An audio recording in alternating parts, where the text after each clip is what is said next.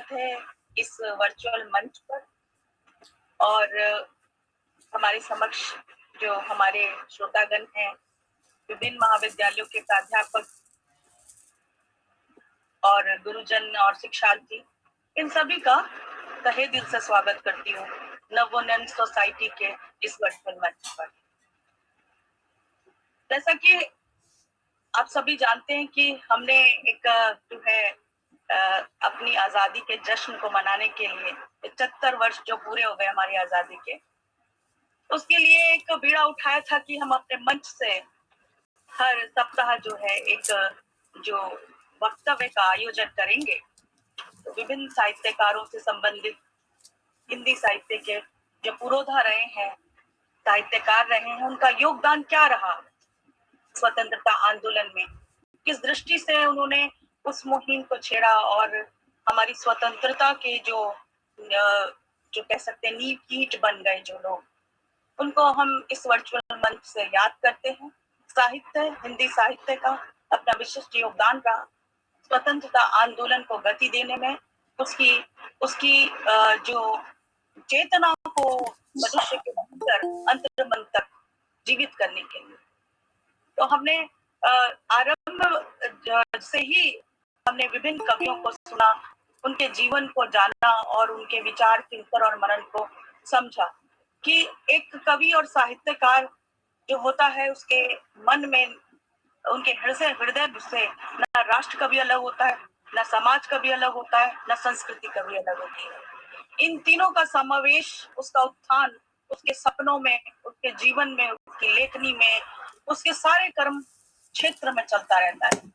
और कभी उसमें भारतेंदु जी जुड़े उस व्याख्यान माला में, कभी उसमें द्विवेदी जी आए, और कभी पूरा का पूरा जो स्वतंत्रता आंदोलन और भारतीय साहित्य है उसका आलोड़न विलोड़न विश्लेषण हमारा चलता ही रहा। और जयशंकर प्रसाद को दीक्षित सर ने पिछली बार भी उन्हें उठाया था, वो इतना व्यापक व्यक्तित्व है जो एक घंटे में समेट ही नहीं सकता।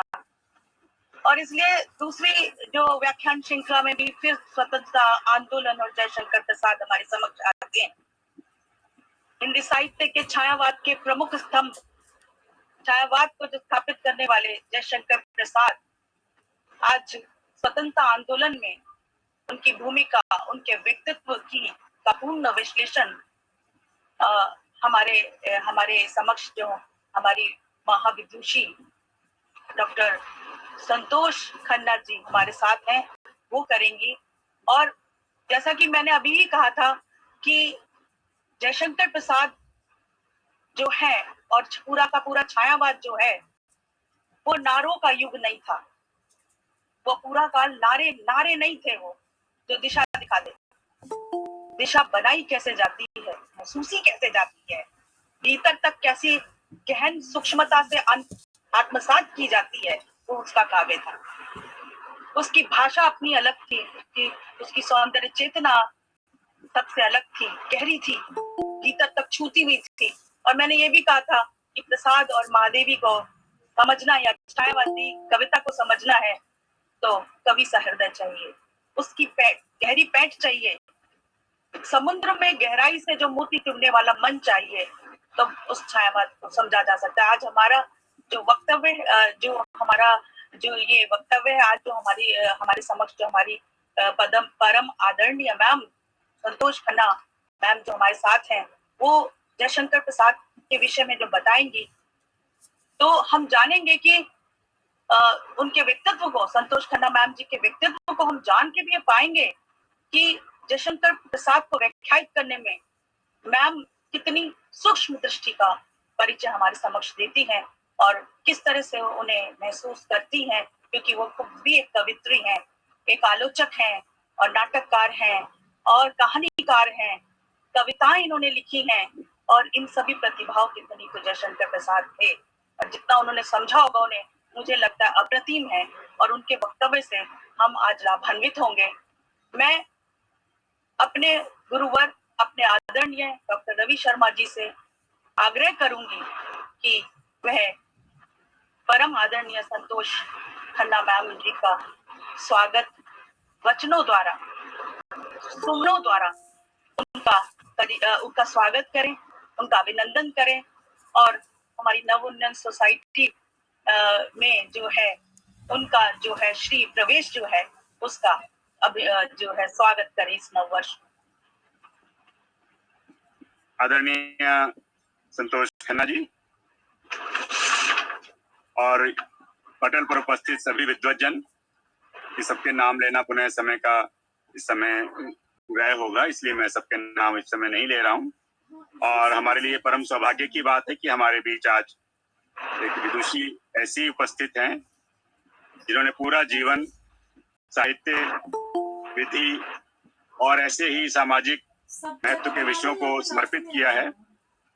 और उनका हमारे इस परिवार के साथ संबंध भी बहुत पुराना है और मैं भी कई वर्षों नहीं, मैं कह सकता हूँ कि दशकों से, 2-3 दशकों से उनसे परिचित रहा हूँ। उनके घर पे काव्य गोष्ठी में सम्मिलित होने का भी मुझे सौभाग्य प्राप्त हुआ है। तो ऐसी आदरणीय संतोष जी आज हमारे बीच एक महत्वपूर्ण विषय पर प्रसाद जी के जो योगदान है साहित्य में राष्ट्रीय आंदोलन के संदर्भ में, उस पर अपनी बात कहने के लिए हमारे बीच आई हैं। उनका हार्दिक अभिनंदन करते हैं, स्वागत करते हैं और नव उन्नयन परिवार पूरा आज उनके लिए प्रतीक्षारत है कि वे अपने महत्वपूर्ण वक्तव्य से हमें आज आलोकित करेंगी और हमें कुछ नए पक्षों का उद्घाटन करेंगी प्रसाद जी के। इन्हीं शब्दों के साथ मैं उन्हें आमंत्रित करता हूं कि वे अपना वक्तव्य प्रारंभ करें। आदरणीय संतोष खन्ना जी। रवि शर्मा जी, आपका बहुत बहुत बहुत धन्यवाद और सबका बहुत बहुत धन्यवाद। और सबसे पहले नव उन्नयन सोसाइटी का, हालांकि मैं भी उसकी पार्ट एंड पार्सल हूँ, मैं अलग नहीं हूँ, मैंने बहुत शुरू में ही उसको ज्वाइन कर लिया था। ये दूसरी बात है कि बहुत सारे लोग हैं वो अध्यापक हैं, वो उसके विद्वान हैं जयशंकर प्रसाद के, और मैं तो एक पाठक की हैसियत से एक अपनी बात कहने की कोशिश करूंगी। देखते हैं कैसे वो प्रसाद जी अपने आप को मेरे माध्यम से कैसे व्यक्त करते हैं। अभी ये कोशिश करती हूँ, लेकिन इससे पहले मैं सबको नए वर्ष की शुभकामनाएं और वैसे भी शुभकामनाएं, और ये इसलिए भी शुभकामनाएं देती हूँ और आभार व्यक्त करती हूँ कि आप मुझे सुनेंगे, तो मुझे ये सौभाग्य, ये सुअवसर मिला। इसके लिए सबका, जितने भी पटल पर उपस्थित हैं उनका तो मैं धन्यवाद करती हूँ, और जो भी ज्वाइन करेंगे उनका अग्रिम रूप से धन्यवाद कर देती हूँ कि शायद फिर मैं धन्यवाद उनका ना कर सकूं। तो प्रसाद जी के बारे में बात करेंगे। तो आप सब जानते हैं, कुछ नई बात कि क्या, वो तो एक कालजयी साहित्यकार हैं, छायावाद के प्रवर्तक हैं, और मुझे लगता है कि अभी तक उन्होंने जितना साहित्य, हिंदी साहित्य को जितना समृद्ध किया है, बहुत कम लोगों ने उस तरह से समृद्ध किया है, क्योंकि उन्होंने कविता लिखी, महाकाव्य लिखा, नाटक लिखे, कहानी लिखी, उपन्यास लिखी, आलोचना में भी उनका काफी योगदान है। तो कोई विधा उनसे छूटी नहीं है, और जिस भी विधा में उन्होंने अपना हस्तक्षेप किया है वो अपना एक अपने पूरे व्यक्तित्व को उसमें उन्होंने खपा दिया है। और वैसे भी उनका जो साहित्य है वो एकदम से इसलिए अलग है कि वो अपने साथ हमारी प्राचीन भारतीय संस्कृति को लेके चलते हैं।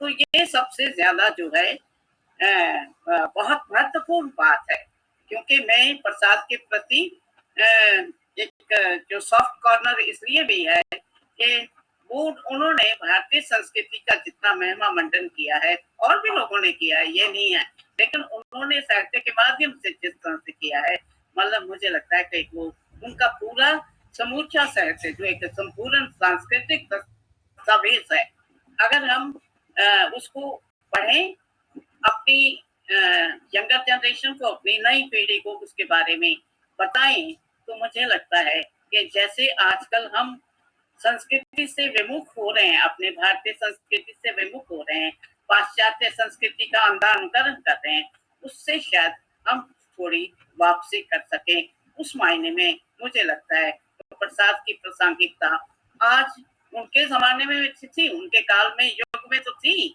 लेकिन आज भी वो बहुत ज्यादा प्रासंगिक है आज हमारे लिए। बस जरूरत उसकी यही है कि हम उनके साहित्य का गहन अध्ययन करते हुए और उनके साहित्य के सागर में जो हीरे मोती छिपे हैं उसे लाके हम अपनी जो नई नई पीढ़ियां हैं उनको दिखाएं, ताकि हम कुछ बदलाव देश से ला सकें। क्योंकि मेरा मानना ये है कि हम इस धरातल पर आज तो सभी राष्ट्रीयता की बात कर रहे हैं, सभी संस्कृति की भी बात कर रहे हैं, लेकिन दूसरी ओर ये भी हो रहा है कि संस्कृति को सिर्फ मजाक के तौर पे लिया जा रहा है।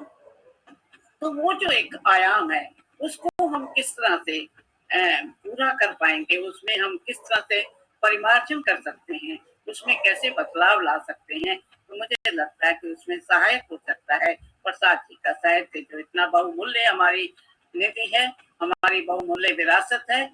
और जब से प्रसाद ने लिखना शुरू किया था तभी से उनका मूल्यांकन विद्वानों ने शुरू कर दिया था।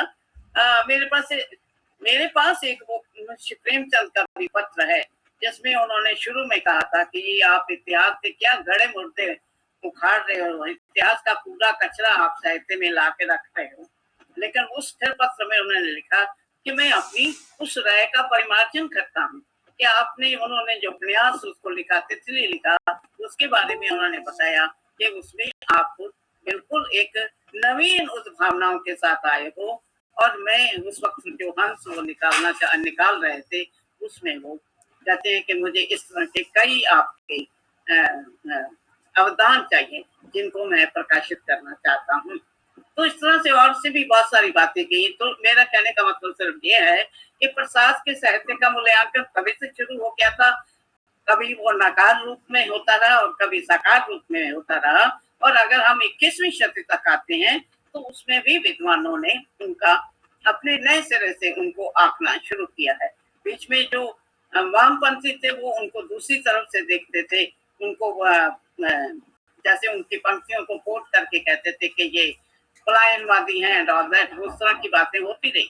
लेकिन कुल मिला के अब जब हम उनको एक तरह से उनसे मुखातिब होते हैं, उनके साहित्य से मुखातिब होते हैं, उनके नाटकों से मुखातिब होते हैं या दूसरी कृतियों से मुखातिब होते हैं, तो पता लगता है कि जो वस्तुतः वो जो बात कहना चाहते हैं क्या हम उसकी गहराई तक कभी पहुंच सके कि नहीं पहुंच सके। क्योंकि वो केवल अपने मन की बात नहीं कह रहे, वो उनके साथ पूरी विरासत, भारतीय साहित्य की, भारतीय संस्कृति की पूरी विरासत जो है उनके साहित्य में परिलक्षित होती है। तो इसलिए वो जो समृद्ध साहित्य है उसको हमें पुनर्पाठ उसका मुझे लगता है कि हमें करते रहना चाहिए, उसे जानते रहना चाहिए और उस संदेश को अपनी पीढ़ियों तक पहुंचाना चाहिए। तभी हम एक तरह से मतलब एक सार्थक रूप से हम भी समाज में कुछ दे सकते हैं। तो अपने माध्यम से ना सही तो हम प्रसाद के माध्यम से उस एक योगदान को समाज में बदलाव लाने के लिए कर सकते हैं। तो ये तो समाज उनके वो बात है। लेकिन आज जो हमारा विषय है स्वाधीनता आंदोलन का है, तो पहले हम स्वाधीनता आंदोलन की बात करते हैं। हमारे यहाँ स्वाधीनता आंदोलन जो है वो जैसे कुछ लोग कहते हैं कि हमारा स्वाधीनता आंदोलन शुरू होता है 1857 से शुरू होता है और फिर जो हो जाता है 1947 तक जब देश आजाद हो गया।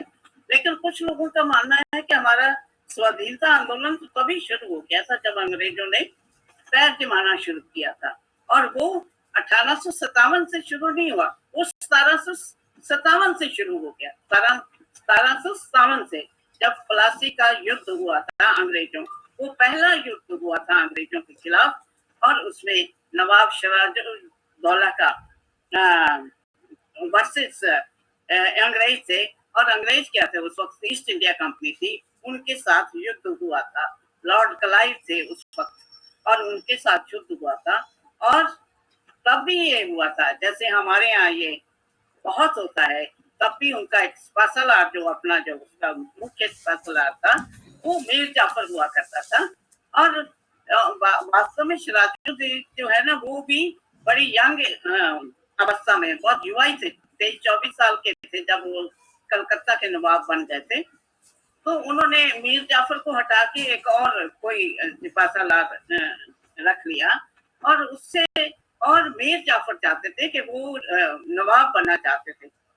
तो फिर बाद में यही हुआ कि कुल मिला के मैं ये कहना चाहती हूँ कि वो अंग्रेजों से हार गए और ये मीर जाफर की वजह से, वो जो उन्होंने दगाबाजी की मीर जाफर ने, उसकी वजह से, और सिराजुद्दीन के बाद अंग्रेजों ने उसको, मीर जाफर को कलकत्ता का नवाब बना दिया था। 2 साल वो रहे, लेकिन जो उन्होंने गद्दारी की वो गद्दारी उनके नाम से हटती नहीं है।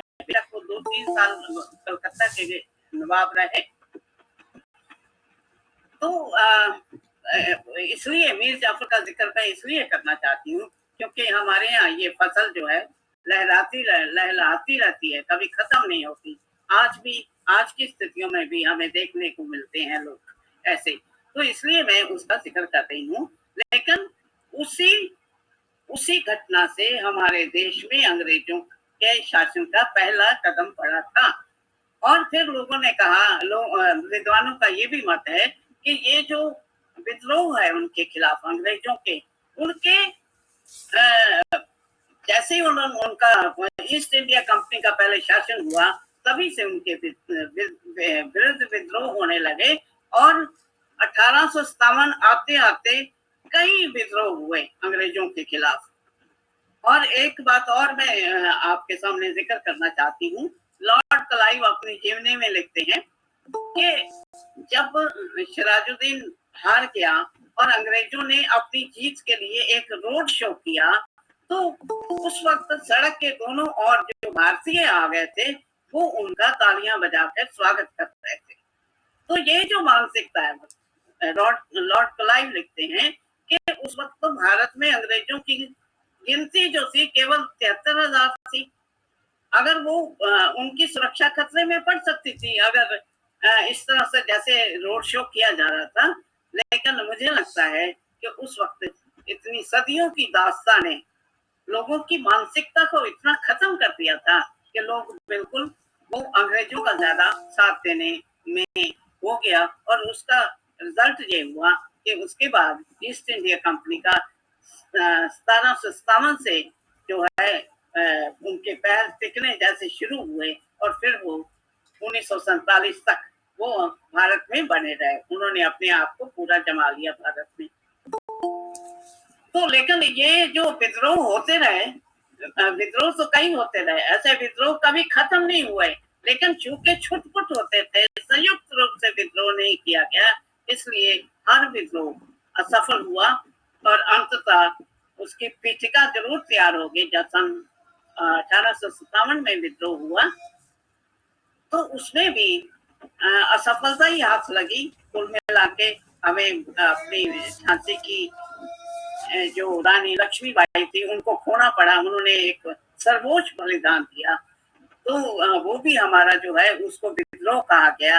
लेकिन उसी को बाद में ये कहा गया कि हमारी स्वाधीनता का प्रथम संग्राम था। तो कुल मिला के मैं इसके बारे में यही कहना चाहती हूँ कि ये जो स्थितियां निर्मित हो रही थी, जो बेशक 1857 का विद्रोह भी असफल हो गया था, लेकिन इससे एक ऐसी चिंगारी थी कि फिर इसको, मतलब इन जो आजादी की जो तड़फ थी, एक ललक थी, उसको फिर कोई रोक नहीं सका। तो उस वक्त भी जो 1857 में भी और उसके बाद भी भारतेंदु जो है वो भारत के क्षेत्र पर थे, साहित्य के क्षेत्र पर आ चुके थे और उनका भी लेखन शुरू हो गया था। और उन्होंने तो 1880 तक आते आते जैसे देश दुर्दशा का पहला उनका एक जो नाटक है, क्योंकि वो भी नाटक के जनक माने जाते हैं, और उसमें भी वो यही क्या कह रहे थे कि जैसे वो बताए ही है, सब लोग जानते ही हैं उनकी जो प्रसिद्ध पंक्तियां हैं। जैसे वो उस नाटक में लिख रहे थे कि रोमियो सब मिल आवियो भारत भाई, रोमियो सब मिल आओ भारत भाई, हाँ हाँ भारत वर्षा देखी ना जाए। यानी कि ये भारत की दुर्दशा से अपने साहित्य के माध्यम से लोगों को परिचित करा रहे थे उस वक्त। दूसरे शब्दों में कह सकते हैं कि वो भी एक लोगों में राष्ट्रीय चेतना का संचार कर रहे थे। और इस तरह से फिर उन्होंने ये भी लिखा, अंग्रेज राज सुख साज सब भारी, पे धन विदेश चली जात है अति ख्वारी। मतलब ये भी उस वक्त वो समझ गए थे कि ये जो है यहाँ पर राज करने तो आए हैं, लेकिन साथ में देश को लूटने के लिए भी आए हैं।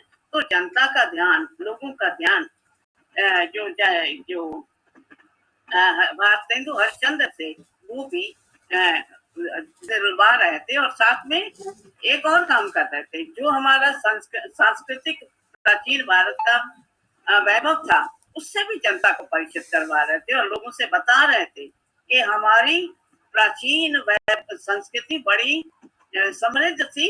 आपकी जो मन में सबके हीन भावना आ गई है, उससे उबरने की जरूरत है और हमें देश में एक नए आंदोलन करने की जरूरत है। वो नाटक भी लिख रहे थे, तो नाटक उनके लिए एक आंदोलन था। वो केवल रचना के धरातल पे आंदोलन नहीं था, वो सामाजिक आंदोलन भी था, वो एक तरह से धार्मिक आंदोलन भी था, वो उस तरह से भाषा का भी आंदोलन था जो वो चला रहे थे। तो इसका मतलब ये हुआ कि उनके जो साहित्य में वो, उसके बाद उनकी डेथ के बाद तो दूसरा हमारे यहाँ हजारी प्रसाद द्विवेदी का काल आता है। लेकिन बीच में जो है, जब तक हम जयशंकर प्रसाद जी तक पहुंचते हैं, जब 20वीं सदी की शुरू से ही लेके उनकी कृतियां आनी शुरू हो गई थी, तो जयशंकर प्रसाद का भी हम कह सकते हैं कि उनका जीवन कितना कठिन था। क्योंकि बेशक जब उनका बचपन तो बहुत अच्छा था, लेकिन 11 साल की उम्र में उनके पिताजी चले गए, उसके बाद मदर चली गई, उसके बाद उनका बड़े भाई भी चले गए। तो उनको जो उनका व्यवसाय था उसमें भी बड़ी कठिनाइयां आई। लेकिन इन सब के बावजूद उसके बाद उनकी पत्नी भी उनका ज्यादा साथ नहीं दे सकी। ये सब कठिनाइयों के बावजूद मतलब ये है कि उन्होंने भारतीय संस्कृति की, भारतीय इतिहास का इतना गहन अध्ययन किया कि उसका उन्होंने एक प्रमाणिक दस्तावेज हमारे सामने रखे, और उसके माध्यम से वो करना चाहते थे कि देश को जागृति लाना चाहते थे, देश को की जनता को का आह्वान कर रहे थे कि वो जो स्वाधीनता आंदोलन है उसमें ज्यादा से ज्यादा उसमें शामिल हों और देश को आजादी दिलाने के लिए सक्रिय हो जाए। एक तरह से उनकी ये जो अपने साहित्य के माध्यम से ये सब वो कर रहे थे। उस वक्त वो महात्मा गांधी के भी समकालीन थे। तो जो काम महात्मा गांधी अपने अहिंसक आंदोलन के माध्यम से कर रहे थे, देश में जागृति ला रहे थे, जयशंकर प्रसाद उसी काल में अपने साहित्य के माध्यम से वो जागृति जगाने का एक अलग जगा दी थी उन्होंने, जागृति की, और वो उसका काम कर रहे थे। लेकिन इसके और फिर हमारे यहाँ केवल अहिंसक आंदोलन यानी देश को आजाद कराने के लिए एक धरातल पर लड़ाई नहीं लड़ी गई। हमारे देश को आजाद कराने के लिए जो क्रांतिकारियों ने योगदान किया, उससे भी जयशंकर प्रसाद प्रभावित थे, और उसका भी प्रतिबिंब उनके साहित्य में देखने को मिलता है। वो केवल महात्मा गांधी के विचारों से बेशक प्रभावित होंगे, या बेसिकली हम कह सकते हैं महात्मा गांधी उस वक्त क्षितिज पे थे, उस वक्त की जो उसकी विचारधाराएं थी सब प्रभावित होते ही हैं। लेकिन उनका जो स्रोत था, जयशंकर प्रसाद का जो साहित्य में जो आया, वो सीधा उनके अध्ययन से आया, गहन अध्ययन से आया, जो उन्होंने भारतीय संस्कृति का अध्ययन किया, उन्होंने भारतीय इतिहास का अध्ययन किया, और इतिहास के उन स्वर्णिम पन्नों के माध्यम से, अपने साहित्य के माध्यम से उन्होंने जनता में जागृति जगाने का प्रयास किया। और ये आंदोलन, जैसे मैंने बताया कि दो तरह का आंदोलन चल रहा था। एक तो अहिंसा मतलब क्रांतिकारी भी अपना योगदान दे रहे थे देश को आजाद कराने में। जैसे उसमें उस समय बहुत सारी ऐसी घटनाएं हुई, जैसे जिसको लोग जानते ही भी हैं, 1919 में जैसे जलियांवाला बाग हो गया, और उसके बाद जो है और कई घटनाएं हुई। लेकिन जैसे ही महात्मा गांधी का भी ये आंदोलन जो चल रहा था, हिंसक आंदोलन हुआ था, जब चौरी चौरा का आंदोलन था वो उनको स्थगित करना पड़ा, तो उस वक्त बहुत सारे जो आंदोलनकारी थे, विशेष रूप से जो क्रांतिकारी आंदोलनकारी थे, वो बहुत उनसे मतलब निराश हो गए थे। उस वक्त एक तरह से देश में एक हताशा की लहर दौड़ रही थी। उस वक्त भी जयशंकर प्रसाद ने अपने साहित्य के माध्यम से जो एक तरह से नव जागरण की जो लहर फैलाई, उसका बहुत प्रभाव पड़ा समाज पे, और लोगों ने बढ़ चढ़कर न केवल महात्मा गांधी के उसमें तो हिस्सा लेते ही रहे होंगे सब लोग, क्योंकि मुख्य धारा वो थी, लेकिन जो क्रांतिकारी आंदोलन कर रहे थे, उसका महत्व हम कम नहीं कह सकते। वो एक तरह से हम कह सकते हैं कि ये जो कुछ साल हैं, जो कि 31 तक या उसके बाद भी कह सकते हैं, 31 तक तो 1931 में तो भगत सिंह को फांसी हो गई। 1931 में जो चंद्रशेखर आजाद थे, उनका भी बलिदान हो गया। और उसके बाद जो गणेश शंकर विद्यार्थी थे, उनका भी सांप्रदायिक एक दंगों में, हिंसा में वो भी मारे गए थे। तो इतनी बड़ी घटनाएं जो 1931 में हो रही थी, उस समय जो है जयशंकर प्रसाद चंद्रगुप्त लिख रहे थे, और उसका जो है बहुत सारा ये जो भावनाएं हैं उसमें बहुत सारी अभिव्यक्त होती हैं। वो उसमें एक जगह पे वो कहते हैं कि केवल अहिंसा से जो है देश को आजाद नहीं कराया जा सकता। अगर आपके उसकी सीमाओं पर अगर दुश्मन बैठा है, तो जो बुद्ध धर्म की हिंसा है वो देश को बचा नहीं सकती। एक उसमें एक डायलॉग है जो चाणक्य के मुंह से ये कहलवाया जाता है। तो इस तरह से वो उस तरह से एक वार्तालाप में ये वाली बात आती है। तो इसका मतलब, और फिर न केवल जयशंकर प्रसाद छायावाद के प्रवर्तक थे, लेकिन आप जानते हैं कि निराला जी भी उस वक्त थे, वो भी छायावाद के थे, स्तंभ थे, दूसरे स्तंभ थे। तो जब इसका इन्होंने महात्मा गांधी ने उस आंदोलन का स्थगन कर दिया था, तो वो भी बड़े इससे विचलित हुए थे, और वो कह रहे थे, महात्मा गांधी को कहा कि वो तो बनियों का भगवान है, और नेहरू जो है वो रनवास की रानी है, कुछ इस तरह के उनको कह रहे थे, और कह रहे थे कि भाई उनको जो है एक तरह से अपना विरोध प्रदर्शन कर रहे थे। तो जो है जयशंकर प्रसाद जो है अपनी शुरू में ही उन्होंने, अगर 1919 में महात्मा गांधी आजादी के मतलब स्वतंत्रता संग्राम के क्षेत्र पे बहुत सक्रिय हो गए, तब तक इनकी भी बहुत सारी रचनाएं जयशंकर प्रसाद की भी आने लगी थी। जैसे हम ये तो कहती हैं कि कमायनी में और फिर नाटकों में जो राष्ट्रीय जागृति का, सांस्कृतिक जागरण का जो स्वर है बहुत ज्यादा मुखर है, ज्यादा प्रखर है। लेकिन ये नहीं मतलब है कि जैसे उससे पहले वो अपनी पहले वाली जो रचनाएं हैं उसमें नहीं कह रहे थे, उसमें भी उनके वो स्वर सुनने को मिलते हैं। जैसे ये सब लोग जानते ही हैं, ये जो शुरुआती उनकी रचनाएं थी, उसकी ये पंक्तियां अगर मैं पढ़ूं, अब जागो जीवन के प्रभात, वसुधा पर ओस बने बिखरे, हिम का आंसू भी क्षोभ भरे, उषा बटोरती अरुण गात। ये जो पंक्तियां हैं, इसमें भी अर्थ निकलता है। उस अर्थ का यही मतलब है, यही कहना चाहते हैं कि आप स्वाधीनता संग्राम में आगे आके उसमें अपनी शिरकत करो, जनता को एक तरह से प्रेरणा दे रहे हैं अपनी। इसी तरह से आगे उन्होंने, जैसे ये भी सब जानते हैं, इन पंक्तियों को भी जानते हैं, बीती विभावरी जाग रही, अंबर अपन घुट में डूबा रही, तारा घट उषा नागरी। ये भी जो पंक्तियां हैं, ये आप देखें कि कितना ज्यादा सार्थक है। इनको आप कहीं भी लगा लीजिए, ये स्वतंत्रता संग्राम के लिए भी आह्वान कर रही हैं, और जीवन के किसी भी क्षेत्र में आपको प्रेरणा दे रही हैं। ये वाली कि किस तरह से रात बीत गई और प्रभात हो गई, सूर्य आ गया, किस तरह से मतलब एक तरह से सार्थक स्वरों से प्रेरणा दे रहे हैं। जैसे मैंने इसको इन पंक्तियों को पढ़ के 2 पंक्तियां उसकी शेक्सपियर की याद आती हैं।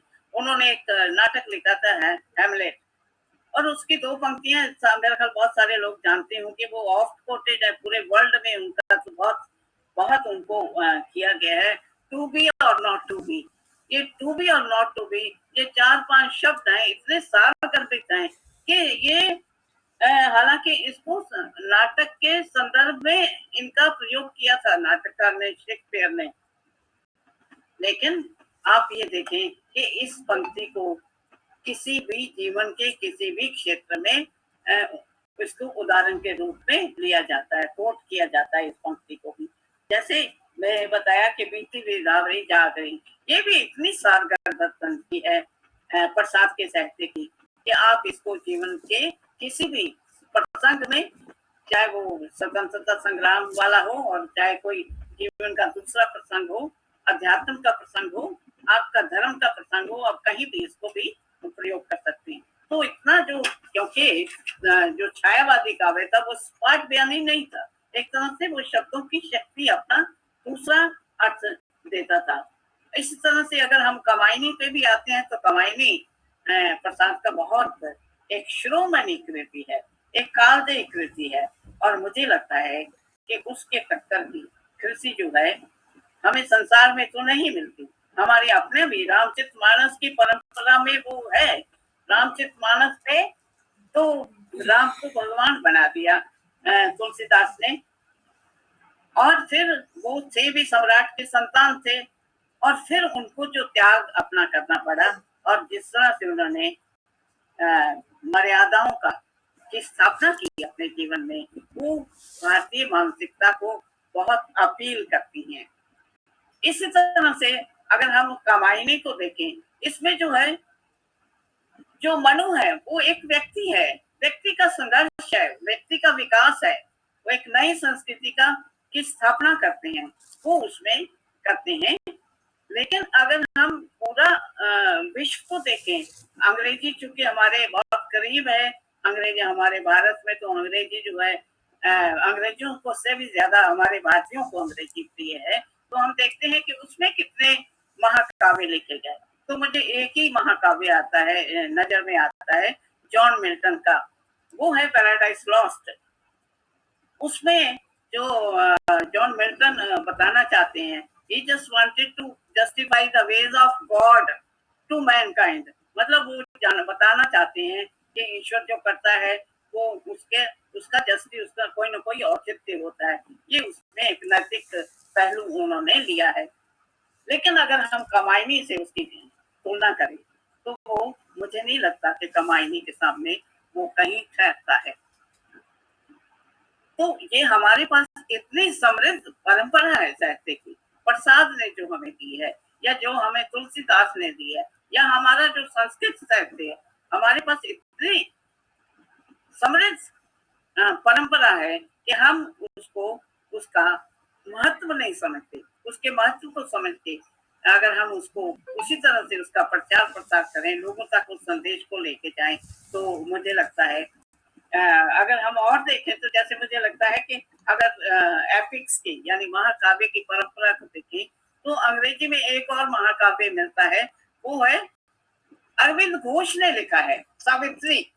वो भी जो है एक पौराणिक कथा ही है, सत्यवान सावित्री की, उसी को उन्होंने एक बारीक सी छोटी सी कहानी है, उसके आधार पे उन्होंने उस महाकाव्य को, सावित्री को लिखा है। लेकिन इतना बड़ा महाकाव्य है, मुझे नहीं लगता कि विश्व में उस टक्कर का कोई और महाकाव्य हो सकता है। लेकिन ये है कि उन्होंने उसको अंग्रेजी में लिखा है, 600 बहुत बारीक फोंट में, उसके 600 पेज है। अगर थोड़ा सा भी फोंट बदल देंगे 700-800 पेज उसके हो जाएंगे किताब के, तो आप अंदाजा लगा सकते हैं कि वो कितना विशाल विराट महाकाव्य है जो सावित्री है। और उसमें क्या उन्होंने डिपिक्ट किया है, वो वैसे बेसिक वही कहते हैं कि विजय पे मृत्यु की बात है उसमें, चूंकि सत्यवान सावित्री की है, लेकिन तमाम जो भारतीय संस्कृति है, जो भारत का दर्शन है, जो उसका अध्यात्म है, जो उसका जीवन है, जो उसके शाश्वत मूल्य, उस सब गए हैं। तो मेरा कहने का ये अभिप्राय है कि किस तरह से हमारे पास इतना समृद्ध साहित्य है और सावित्री को लेके तो अभी तक पता नहीं कितने हजारों विद्वान जो है उस पे काम कर रहे हैं और बहुत सारे अनुवाद हुए हैं। टंडन जी आ गए हैं, वो जानते हैं कि हमारे साथ एक सतपाल कॉमेडर सतपाल जुड़े थे।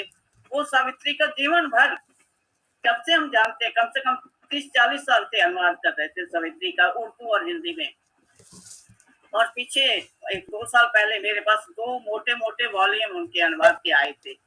मैं उसको जब भी खोल के देखती हूँ वो उसको पढ़ने से अभी आप उस समझ नहीं आता कि क्या वो अनुवाद उस तक पहुंच सका है कि नहीं, उस मर्म तक, उसका जो डिकोड कर सावित्री जो है डिकोड अभी तक हो सकी है कि नहीं हो सकी, मैं कुछ कह नहीं सकती, क्योंकि मुझे लगता है कि वो अरविंद जो है महर्षि हैं, उन्होंने जो सावित्री का परिणयन किया, लिखा, उसकी रचना की, उस वक्त वो बहुत उच्चतर मानसिकता में थे और उसको समझने के लिए, सावित्री को समझने के लिए भी उस उच्चतर मानसिकता में जाना पड़ेगा, पूरा जीवन लगाना पड़ेगा, तब हम समझ सकते हैं।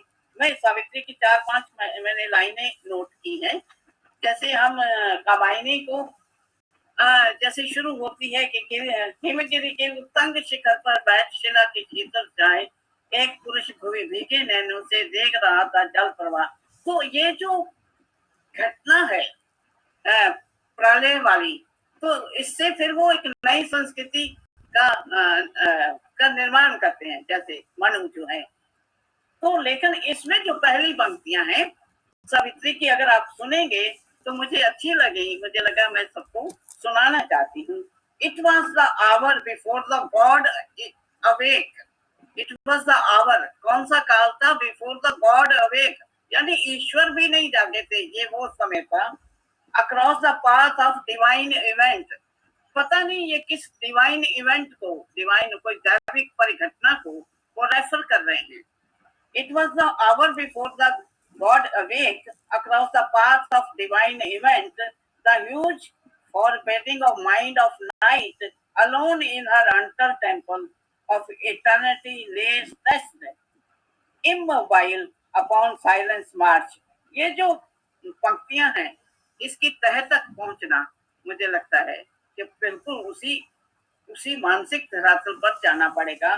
किस परिघटना को वो रेफर कर रहे हैं, ये जो कि जब मेरा ख्याल सृष्टि अभी बनी नहीं थी, जब ईश्वर भी अभी नहीं जागे थे, तब को उसको रेफर कर रहे हैं और वहां से शुरू करते हुए पूरा वेदांत उसमें वो ले आती हैं। तो इस तरह से इतना बड़ा विपुल विराट एक महाकाव्य सावित्री, और वो भी अंग्रेजी में हमारे पास उपलब्ध है और उसको बहुत सारी भाषाओं में अनुवाद, जैसे मैंने कहा कि कर रहे थे हमारे एक साथी भारतीय अनुवाद परिषद ने, पूरा जीवन उन्होंने उसको अनुवाद करने में लगा दिया। तो ये तो मैं कमायनी की बात कर रही थी, और कमायनी का जो मूल स्वर है ये सब आप लोग जानते ही हैं कि उसमें वो क्या कहना चाहते हैं।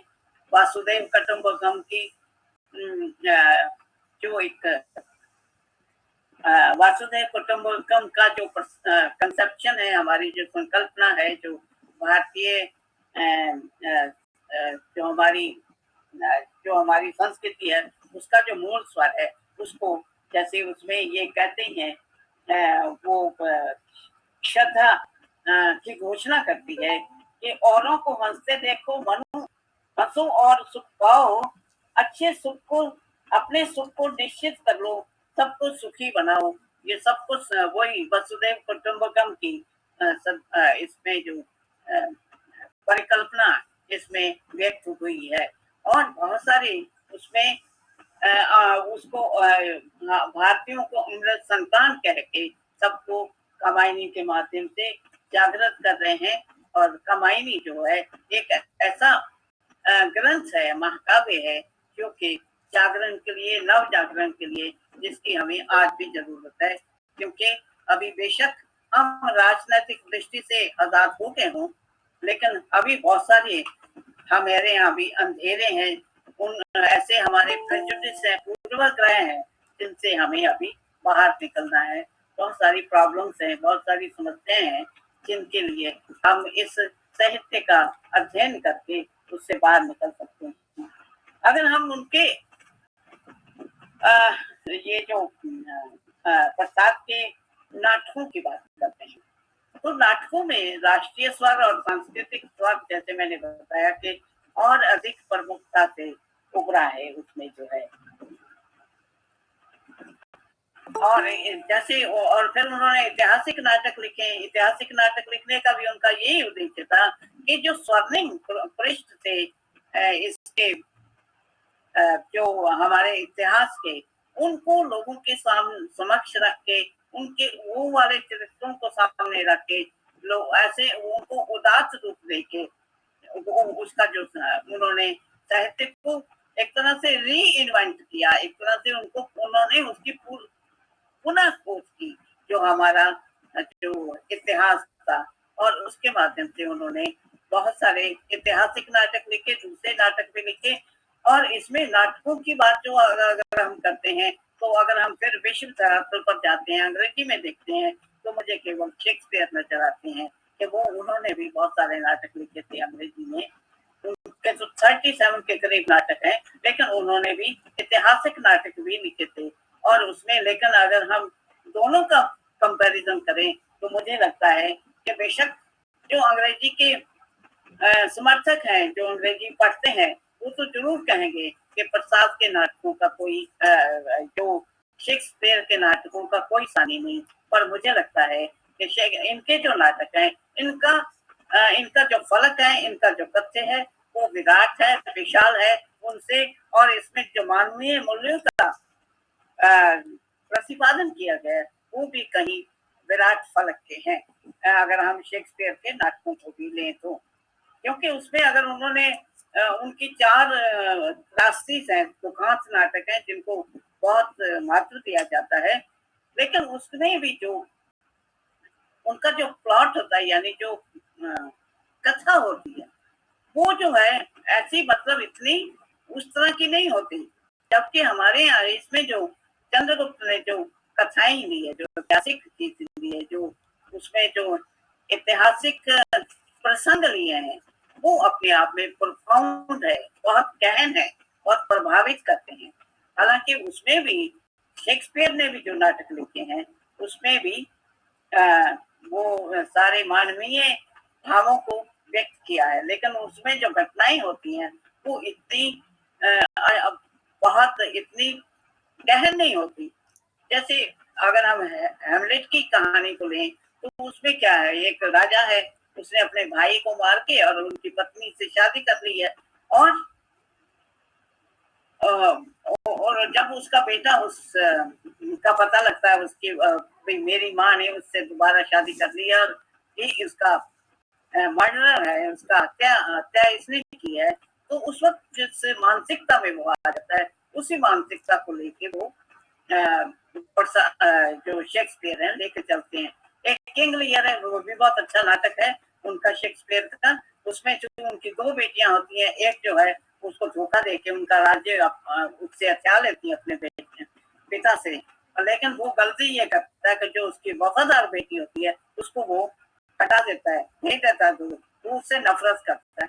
तो ये जो उसने एक ब्लंडर किया, उसकी सजा से ये मिली कि कुल मिला के उससे उसका राज्य छिन गया, बेटी छिन गई, और बाद में उसकी बेटी की हत्या कर दी जाती है उसके सामने। इस तरह की उसमें प्लॉट है, लेकिन उसमें मानवीय भावनाएं बड़ी बड़ी जो है मन को छूने वाली है। बहुत अच्छे नाटक है, ऐसा नहीं मैं कह रही। लेकिन अगर आप उनकी तुलना अगर हम प्रसाद के नाटकों से करें, तो वो मुझे नहीं लगता कि हम उनको कहें कि वो हमारे ये प्रसाद के नाटक किसी तरह से भी कम हो।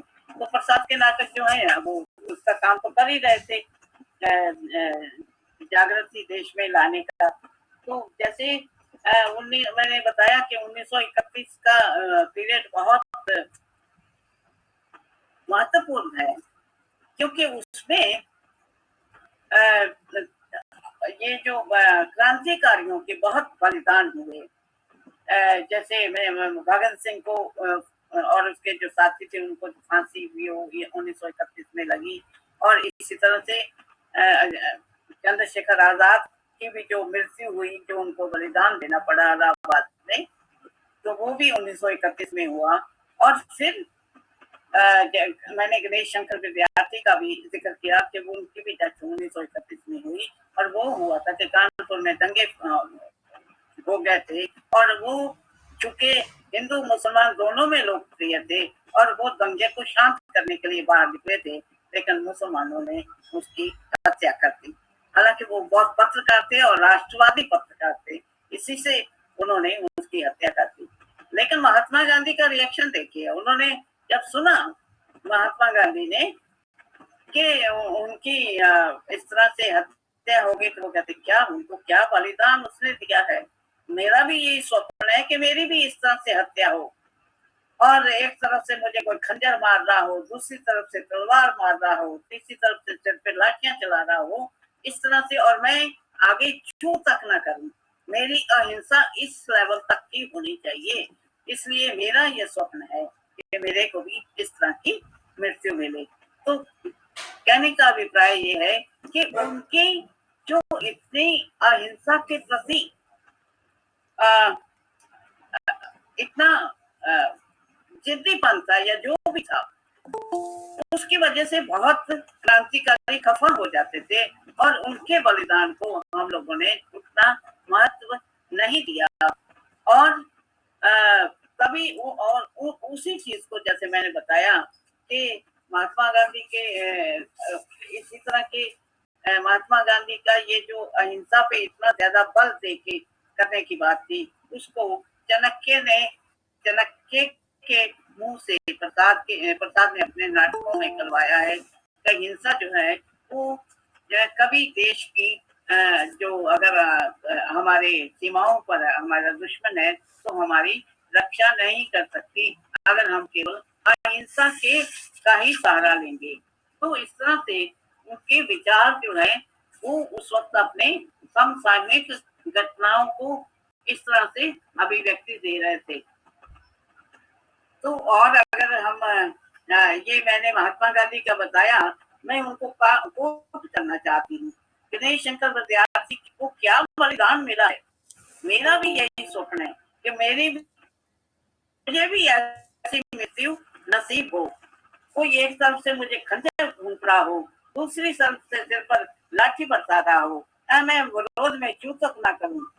कट्टर हिंसा समर्थक होने के कारण सुभाष चंद्र बोस को गांधी से अलग होना पड़ा, और उन्होंने अपना बाहर जाके एक नया मोर्चा जो खोला, एक नया जो आंदोलन उन्होंने जो भारत से बाहर जाकर किया सुभाष ने, वो अपने आप में बेमिसाल है, और उसका भी महत्व हमको मानना पड़ेगा।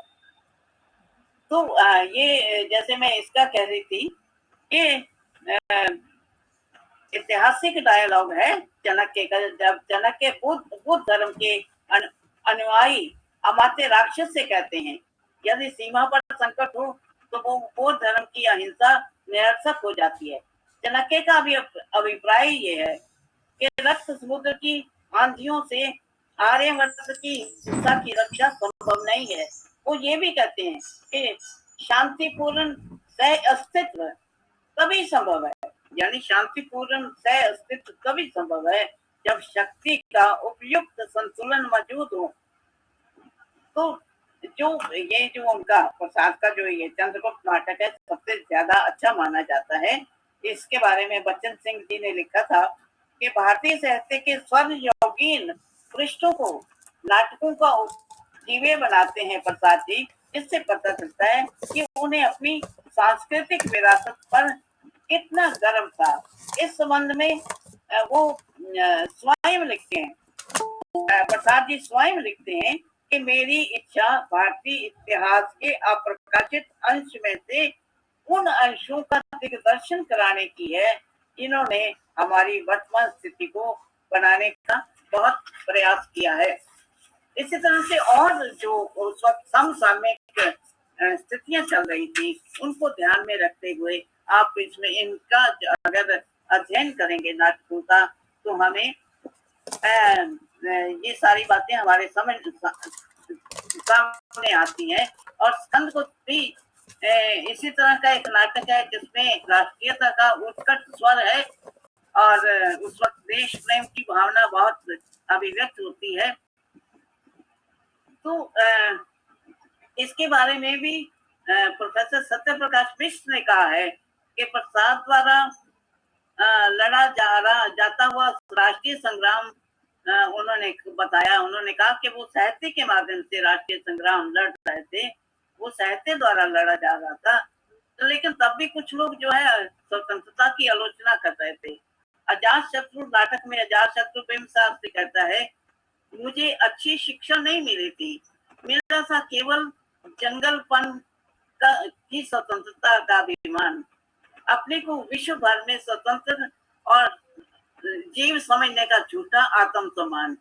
ये जो एक डायलॉग मैंने अभी कोट किया, इसका भी ये अर्थ है कि ये टिप्पणी जो है उस वक्त प्रसाद जी ब्रिटिश शासन के जो ब्रिटिश शक्ति है उसको ध्यान में रखकर उनके विरुद्ध कर रहे हैं कि किस तरह से वो अपने आप को भारत का भाग्य विधाता मानते हैं, वो अपने आप को स्वतंत्रता का हिमायती मानते हैं, जबकि वस्तुतः वो इस तरह से थे नहीं।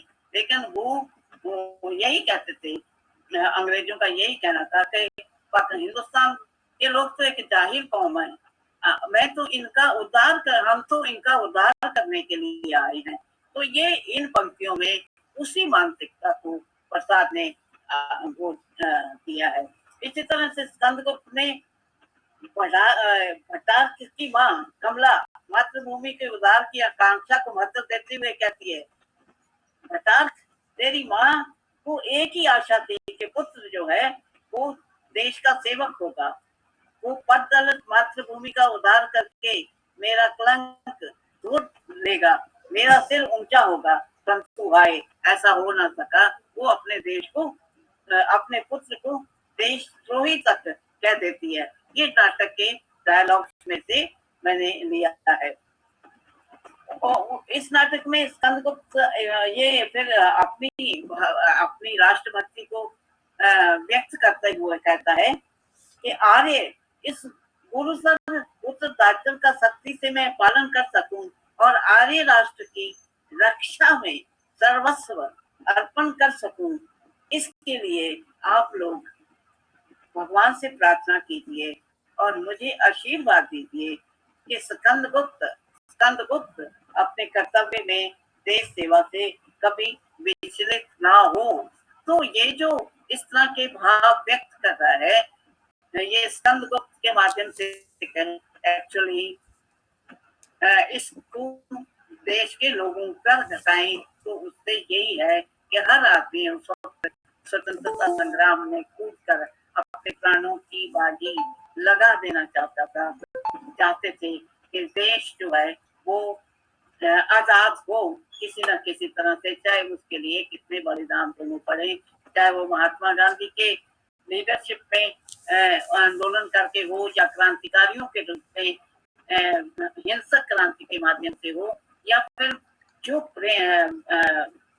सुभाष चंद्र बोस ने जो देश से बाहर जाकर सेना को एकत्रित करके वो जो एक कारनामा कर दिखाया जो अपने आप में बेमिसाल था। मुझे लगता है कि भारत में अहिंसक आंदोलन करना आसान था, लेकिन देश के बाहर जाके इस तरह से कोऑर्डिनेट करना, सब ऑर्गेनाइज करना, एक नई सेना तैयार करना, और वो भी अपने देश के बाहर जहां आपका कोई नहीं होता वहां ऐसा काम करना, ये अपने आप में बहुत लाजवाब एक अपने आप में बेमिसाल काम था, जिसके लिए हम सुभाष चंद्र बोस को तो नमन करते ही हैं। इसके लिए प्रसाद अपने नाटकों में मनोवैज्ञानिक आधार पर भी पात्रों के माध्यम से कई बातें करवाते हैं। ये आप लोग तो सब जानते ही होंगे, लेकिन बस मैं उस बात को थोड़ा सा बताना चाहती हूँ। उन्होंने जब वो भारतीय संस्कृति की उनका महिमा मंडन करते हैं तो वो किसी भारतीय पात्र के माध्यम से नहीं करते, वो बल्कि जो इस वक्त सिकंदर महान जो विश्व विजेता माना जाता था उसके मुखार बिंद से डायलॉग चलवाते हैं। उसका प्रभाव कितना ज्यादा हो सकता है ये प्रसाद की आप उसकी बौद्धिकता को आप समझ सकते हैं, उसकी भावनाओं को समझ सकते हैं, तो वो कितना देश के प्रति उनका कितना लगाव था, कितना प्रेम था, और उसी को वो अभिव्यक्ति दे रहे थे। तो सिकंदर के मुंह से क्या करवाते हैं? मैं भारत का अभिनंदन करता हूँ। ये सिकंदर कह रहा है, जो कि वो भारत को विजयी करने आया था। मैं भारत का अभिनंदन करता हूँ, धन्य है आप। मैं तलवार खींचे हुए भारत आया था, हृदय देकर जाता हूँ, विस्मय विमुक्त हूँ, जिससे खड़ग परीक्षा हुई, युद्ध में जिनसे तलवारें मिली थी, उनसे मैत्री के साथ हाथ मिलाकर जाना चाहता हूँ। इसी प्रकार इस चंद्रगुप्त नाटक में भारत का अध्ययन करने आई कार्नेलिया भी स्वयं कहती है, उसके भी आप डायलॉग मैं सुनाना चाहती हूँ आपको। वो कहती है, नहीं चंद्रगुप्त, मुझे इस देश से जन्मभूमि के समान स्नेह होता जा रहा है। ये सपनों का देश है, त्याग और ज्ञान का पालना है। ये प्रेम की रंगभूमि मातृभूमि क्या बुलाई जा सकती है? कदापि नहीं। अन्य देश, इसे सुनिएगा, अन्य देश मनुष्यों की जन्मभूमि है। अन्य देश मनुष्यों की जन्मभूमि है। ये भारत देश मानवता की, मनुष्यता की जन्मभूमि है। ये भारत देश जो है वो मनुष्यता की जन्मभूमि है। नाटक, और आपने वो जो एक बहुत खूबसूरत उनका गीत है, बहुत बेमिसाल गीत है, अरुण जे मधुमेह देश हमारा, ये भी तो कार्नेलिया ही गाती है, क्योंकि वो भारत की नहीं है। तो इसलिए अगर विदेशी आपकी संस्कृति का महिमा मंडन करता है, तो उसका जो प्रभाव होता है कि अरुण जे मधुमेह देश हमारा, मिलता जहाँ पहुंच अनजान किसी को मिलता एक सहारा, अरुण जे मधुमेह देश हमारा। कौन व्यक्ति होगा जो देश की ऐसा स्तुति गान सुनकर उस पर मर मिटने के लिए तैयार नहीं हो जाएगा? स्वाधीनता आंदोलन के दौरान जब भारतीय मानसिकता देश प्रेम में दीवानी हो गई थी, उस समय देश के प्रति ऐसे खुददार जादुई प्रभाव करने में सक्षम थे। आज भी जब हम इस गीत को नाटक में प्रयुक्त इस शक्ति कथन को सुनते हैं, तो रोमांच की एक लहर रोम रोम में सिहरन पैदा करती है। फिर चंद्रगुप्त में ऐसी कई डायलॉग हैं जो समसामयिक भारत में अधिक संगत होते हैं। एक स्थान पर चाणक्य कहता है, यानी ये तो उस वक्त तो चूंकि स्वाधीनता संग्राम लड़ा जा रहा था, उस वक्त था। बहुत सारे डायलॉग हैं जो आज भी हमें प्रभावित करते हैं। जैसे चाणक्य एक डायलॉग कहता है जो मुझे लगता है उस वक्त तो जितना प्रासंगिक होगा, लेकिन आज के युग में उसकी प्रासंगिकता और बहुत बढ़ गई है। ये इसमें चाणक्य कहते हैं, स्मरण रखना होगा कि ईश्वर ने सब मनुष्यों को स्वतंत्र उत्पन्न किया है, परंतु व्यक्तिगत स्वतंत्रता वहीं तक जा सकती है जहां दूसरों की स्वतंत्रता में बाधा ना बने। यही राष्ट्रीय नियमों का मूल है। यानी कि हम आज हर व्यक्ति अधिकार चिल्ला रहा है, वो कहता है मेरे को ये अधिकार है, वो कहता है मेरे को ये अधिकार है, लेकिन इसमें चाणक्य के माध्यम से जयशंकर प्रसाद कहती हैं कि व्यक्तिगत स्वतंत्रता वहीं तक जा सकती है या दूसरों की स्वतंत्रता में बाधा ना पड़े। यही राष्ट्रीय नियमों का मूल है। तो इस समय क्योंकि हमारे तो संविधान में भी जो मौलिक अधिकार तक दिए गए हैं, वो भी ये कहा गया है कि वो अनन्य नहीं है अधिकार को। तो इस तरह से बहुत सारे जो उन्होंने अपने नाटकों के माध्यम से इस अपने स्वर को बहुत प्रखर रूप दिया उस वक्त, और मुझे लगता है कि कई तरह से वो अब भी जो है हमारे लिए अब भी प्रासंगिक है। अगर हम प्रसाद का साहित्य को इसी तरह से उसका चिंतन मनन करते रहे, तो हमें बहुत सारे नए उन्हीं के जो शब्द की जो उनका शक्ति साहित्य है, उन्हीं के हमें नए नए अर्थ हमारे पे उद्घाटित होंगे और वो उनके प्रचार प्रसार वो अगर हमारे वातावरण में उन शब्दों का उच्चारण होगा तो वो एक तरह से पूरी शक्ति से गुंजित होंगे, पूरी मानवता को प्रभावित करेंगे, पूरे भारत को प्रभावित करेंगे, आने वाली पीढ़ियों को प्रभावित करेंगे। तो इस तरह से ये जो उनका साहित्य है। पिछली बार दिनेश दीक्षित जी ने तो वेदों की दो ऋचाओं का जिक्र किया था कि प्रसाद जो है इनसे प्रभावित है, उनका साहित्य इसमें गूंजता है।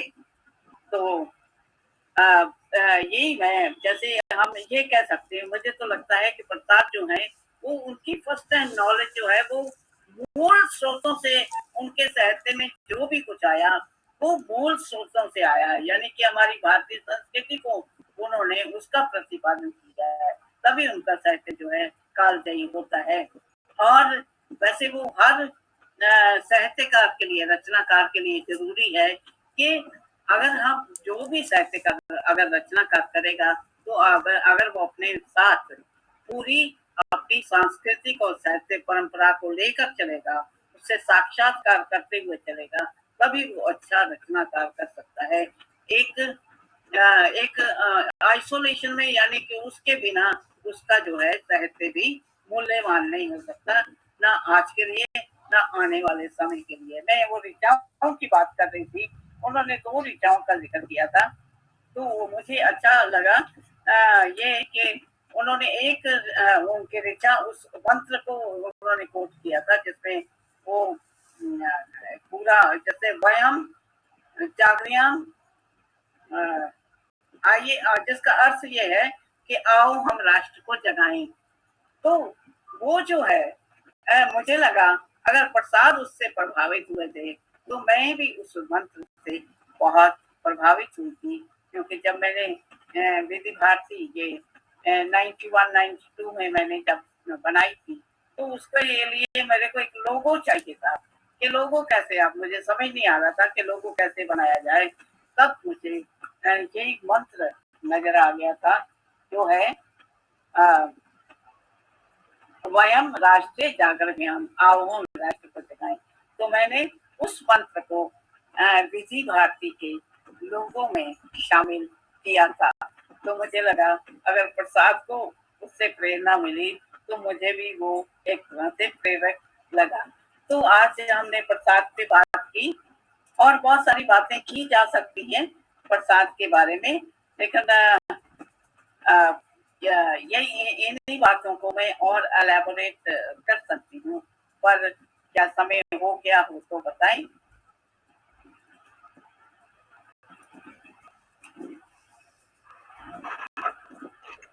लेकिन मैं यहाँ एक बात ये कहना चाहती थी कि वो प्रसाद की बात को ही लेके कि पिछले एक साल से मेरे मन में आ रहा था प्रसाद को लेके कि इन पे मैं कुछ काम करूं।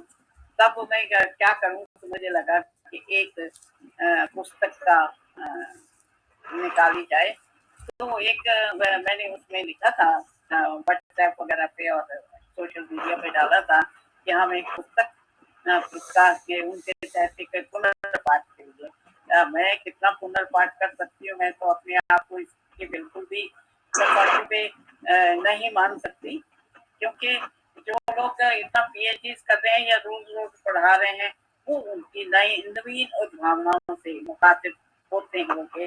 मैं तो एक पाठक हूँ, उसमें कितना मैं कर सकती हूँ, लेकिन मन में ये बहुत लालसा है, बहुत सोचा है कि छोड़ो अब इतना कहाँ मैं कर सकूँ काम, पर वो आइडिया जो है, वो जो विचार जो है मेरा पीछा नहीं छोड़ा।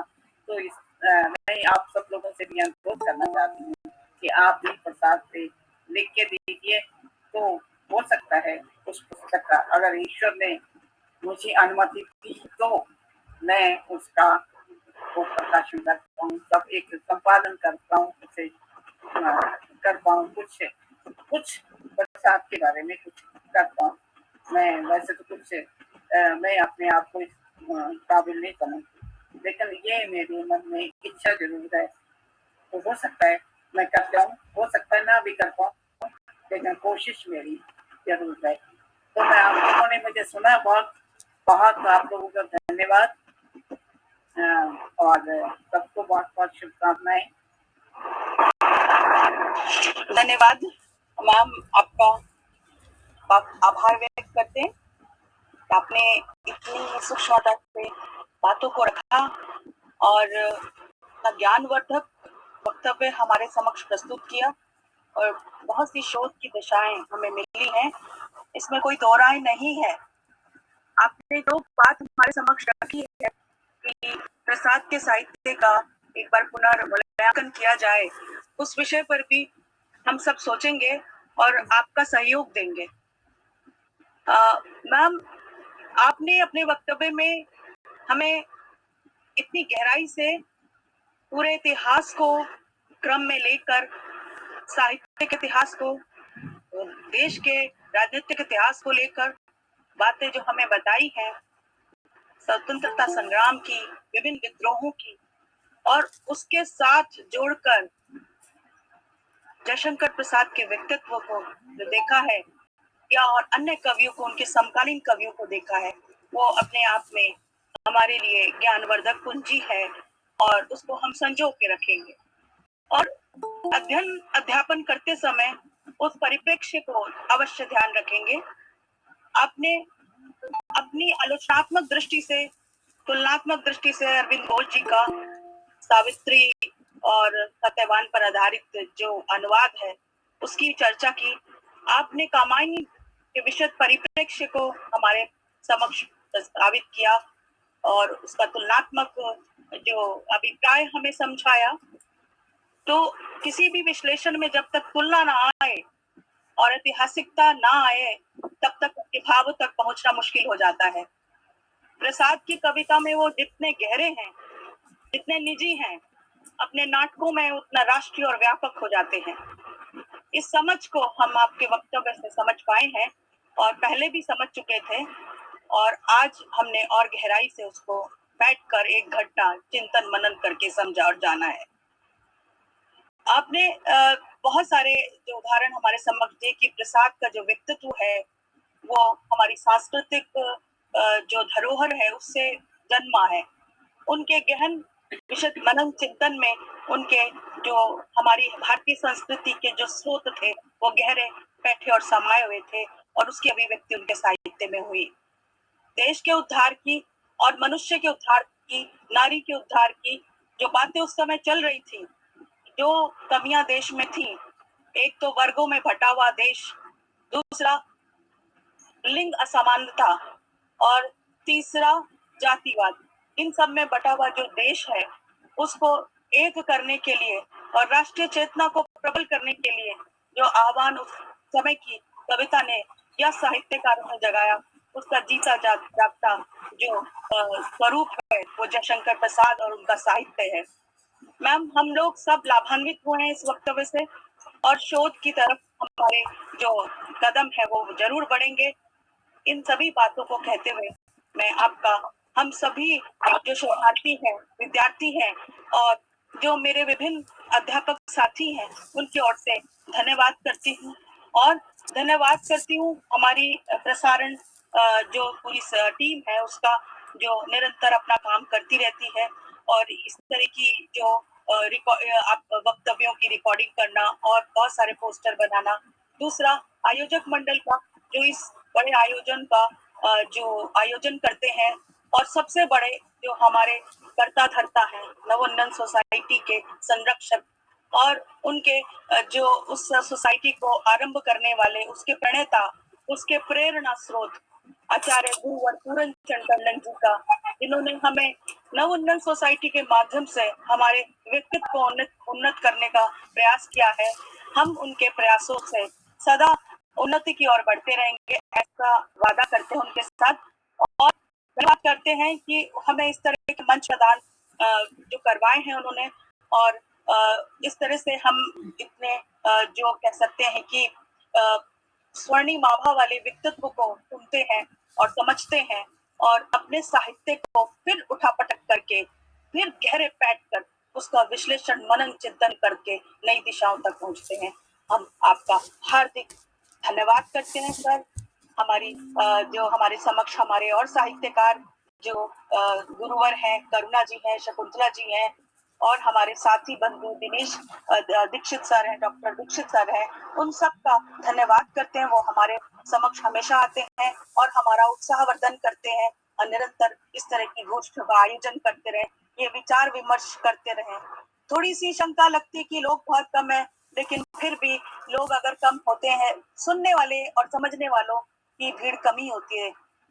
इस भीड़ में अगर थोड़ा सा भी बूंद भरता है, वो भी एक सफलता ही मानी जाती है, ऐसा मेरा मानना है। और इस तरह से मैं आमंत्रित करती हूँ अपने गुरुवर को हमारा पथ प्रदर्शक करें, हमारे लिए 2 शब्द कहें। धन्यवाद मीना। मैडम संतोष जी को पहले बहुत बहुत आभार, और उनका इतना बेहतरीन साहित्यिक वक्तव्य सुनने के बाद मुझे ये लग रहा है कि एक सही आदमी गलत जगह चला गया। अगर ये साहित्य में रहती और शिक्षिका के रूप में कार्य करती तो मुझे लगता है कि इनकी प्रतिभा का और बेहतर रचनात्मक उपयोग शिक्षा जगत में हम लोग कर पाते। हालांकि जहाँ मैडम रही वहाँ भी उन्होंने एक माइलस्टोन की तरह काम किया। देश की सबसे बड़ी संस्था पार्लियामेंट में, संसद में बहुत रचनात्मक भूमिका निभाई। लेकिन अनुवाद के क्षेत्र में, विधि के क्षेत्र में वो बहुत सारे साहित्यिक संपादन, लेखन मैंने उनके देखे हैं, और उनकी जो एक साहित्यिक इच्छा शक्ति है, संकल्प शक्ति है, वो वास्तव में अद्भुत है। कि बहुत ही सारगर्भित और बढ़िया व्याख्यान उन्होंने दिया, बहुत ही गहन गंभीर अध्ययन का प्रमाण भी इसके माध्यम से दिया, क्योंकि जो रेफरेंसेस उन्होंने दिए और जिन संदर्भों की ओर हमारा ध्यान आकृष्ट किया वो वास्तव में स्तुत्य है। मैं उनको बहुत बहुत आभार व्यक्त करता हूँ, बधाई देता हूँ।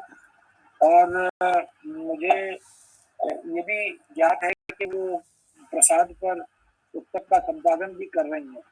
पहले भी साहित्यिक अनेक संदर्भों में मैडम ने संपादन किया है, लेखन किया है, बहुत से लेख भी उनके हम लगातार पढ़ते हैं। अब साहित्य को और अनुवाद को जोड़कर भी जिन जिन बिंदुओं पर ध्यान आकृष्ट किया वो भी महत्वपूर्ण है। हालांकि छायावाद पर अनुवादकीय प्रदेय की दृष्टि से अभी बहुत बड़े काम की जरूरत है। दीक्षित जी यहाँ पर हैं और ये काम, ये जिम्मेदारी वो ले सकते हैं। मुझे लगता है दीक्षित जी को ये बीड़ा उठाना चाहिए कि छायावादी कवियों ने, या छायावाद का जो एक कवि मंडल है, चाहे 4 बड़े कवि हों या उनके साथ साथ जुड़े हुए अन्य कवि हों, उन सब ने मिलकर अनुवाद के क्षेत्र में जो अपना योगदान किया है उसको ध्यान में रखते हुए एक बहुत पुस्तक की प्लानिंग हो सकती है। तो मैं चाहूँगा कि हम सब लोग मिलकर इस दिशा में काम करें, क्योंकि सबने कमोबेश अनुवाद किए हैं और अच्छे अनुवाद हमें मिलते हैं। तो ये एक अछूता सा पक्ष है, थोड़े छोटे आर्टिकल हमें मिलते हैं, लेकिन उनकी जो अनुदित रचनाएं हैं या अनुवाद विषयक चिंतन है, इन सबको अगर हम केंद्र में रखकर इस पर काम करें तो ये एक अच्छा योगदान हो सकता है। और बहुत अच्छा संयोजन डॉक्टर मीना ने किया, मीना पांडे ने, और आप सब लोगों ने बहुत ही महत्वपूर्ण रचनात्मक भूमिका निभाई। मैडम के प्रति नवोन्नयन साहित्यिक सोसाइटी की तरफ से, हमारे सभी श्रोता बंधुओं की तरफ से, मित्रों की तरफ से बहुत बहुत बधाई। जो इस कार्यक्रम का लगातार नियमित रूप से, सतत रूप से प्रसारण होता रहे, ये काम चलता रहे। बीच बीच में थोड़े थोड़े अवरोधक भी आए हैं, आ रहे हैं। इस बात से बहुत संतोष तो नहीं है कि 40 लोग, 30 लोग जुड़े, जबकि हम अपेक्षा करते थे 100 से ज्यादा लोग जुड़े। प्रारंभ में हमने 200 जो लिंक के साथ जुड़े हुए विद्वान थे उसमें व्याख्यान माला शुरू की थी। तो अब बहुत जल्दी इस पर हम एक बार पुनर्विचार करेंगे। दीक्षित जी बार बार मुझे कह रहे हैं कि इसको 1 महीने में एक बार कर दो, या 15 दिन में एक बार कर दो, सप्ताह में ये संभव नहीं होता, तो उस पर भी विचार करके जो भी आगे की योजना होगी हम सुनिश्चित करेंगे। और एक अब मेरे मन में है, जैसे आज एक अच्छी खबर आई कि अब दिल्ली में मास्क का प्रतिबंध खत्म हो गया, न बाहर न अंदर। अंदर भी हमारा मुंह बंद रहता था, बाहर भी मुंह बंद रहता था। अब कम से कम इतनी स्वतंत्रता तो है कि हम बोल सकते हैं, मुंह खुला रख सकते हैं। तो हो सकता है कि जल्दी हम एक फेस टू फेस गोष्ठी इसकी व्यवस्था करें, इसका आयोजन करें, क्योंकि 2 साल लगभग हो गए।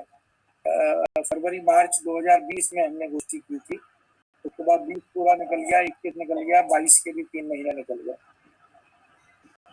तो एक जल्दी योजना बनाकर मई में, जून में, जैसे भी होगा, जैसा सबका मत होगा, हम एक गोष्ठी फिजिकल करेंगे। कहाँ करनी है उस पर भी विचार कर लेंगे और उसका विषय वगैरह भी चर्चा करेंगे।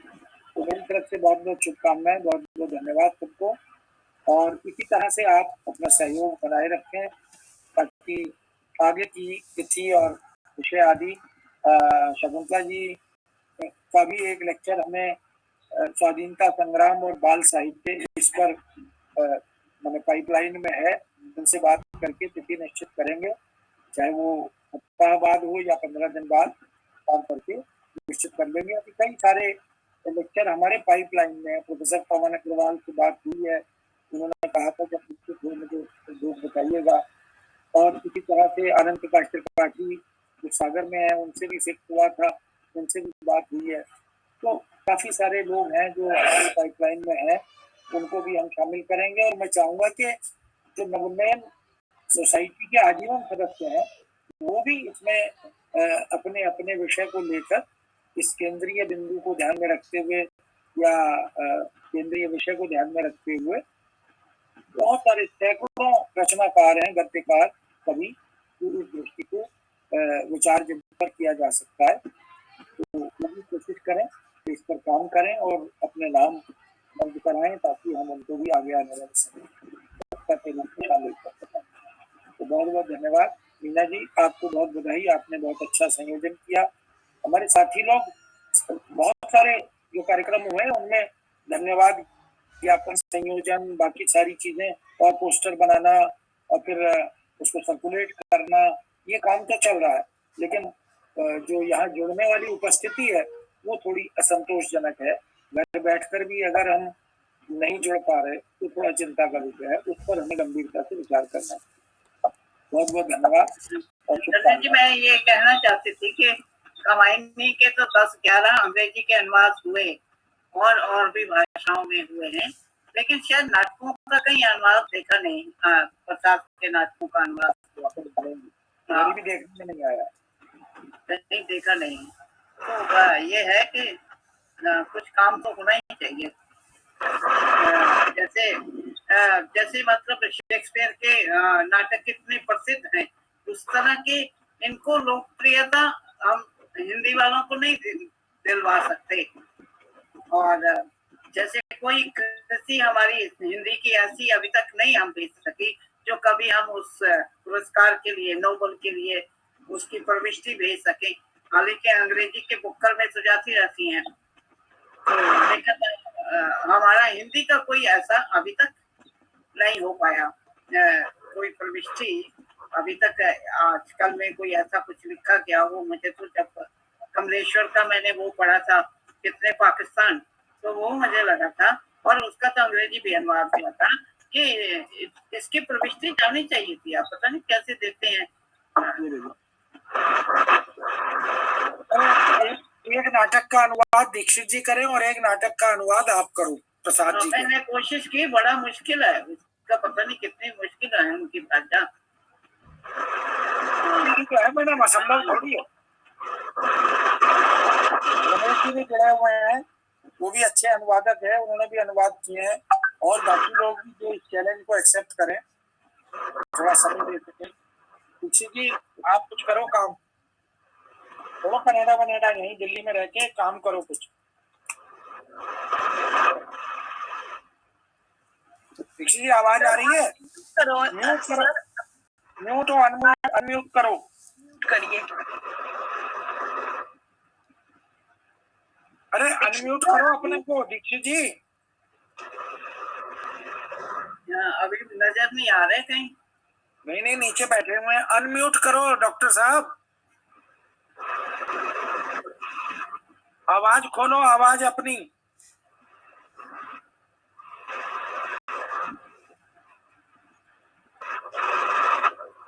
मेरा तो काम कर रहा है। मेरी आवाज आ रही है ना करुणा जी? आ रही है सर, आपकी तो आ रही है। दीक्षित सर जी आप माइक ऑन कीजिए। दीक्षित जी किसी की सुनते थोड़ी है। नहीं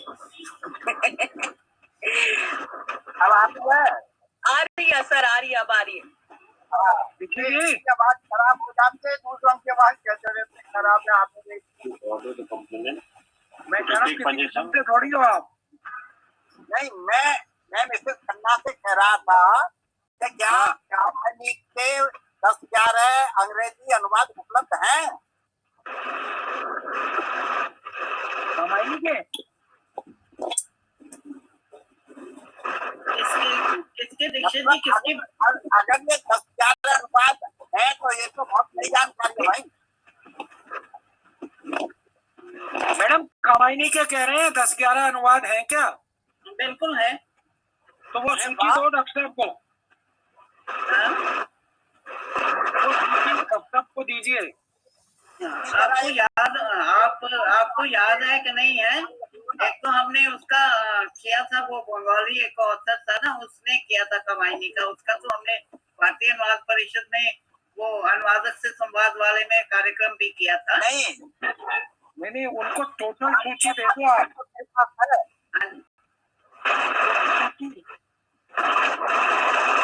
डॉक्टर बंसल ने किया है एक, और पता नहीं अब मेरे को नाम नहीं याद। बहुत आभार, ये बहुत ही प्रवाहमान, ज्ञानवर्धक और बहुत ही महत्वपूर्ण सुनियोजित वक्तव्य के लिए मैडम हृदय से आभार आपका। धन्यवाद। और मीना जी के लिए बहुत ही संतुलित संचालन के लिए धन्यवाद सर, बहुत बहुत धन्यवाद। आपका आशीर्वाद बना रहे सर। आशीर्वाद तो गुरु नाम गुरु का है। गुरु के गुरु का भी होता है सर, वही अप्रत्यक्ष रूप से चलता रहता है।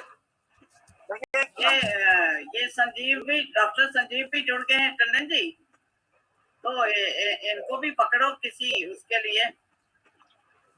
डॉक्टर संजीव काफी देर से अवेलेबल है दीदी, आपका आधे से ज्यादा सुना मैंने। नहीं, मैं ये कह रही हूँ कि कुछ आप भी इसमें कोई योगदान दो अपना, कोई एक दिन आपका भी भाषण हो जाए। हाँ क्यों नहीं। हम तो फैन है जयशंकर प्रसाद, महादेवी और सुमित्रा नंदन और निराला के। हाँ। तो कभी भी आप बताएं, हम अपने जो भी विचार या जो भी ज्ञान है उसको साझा करने के लिए तैयार हैं।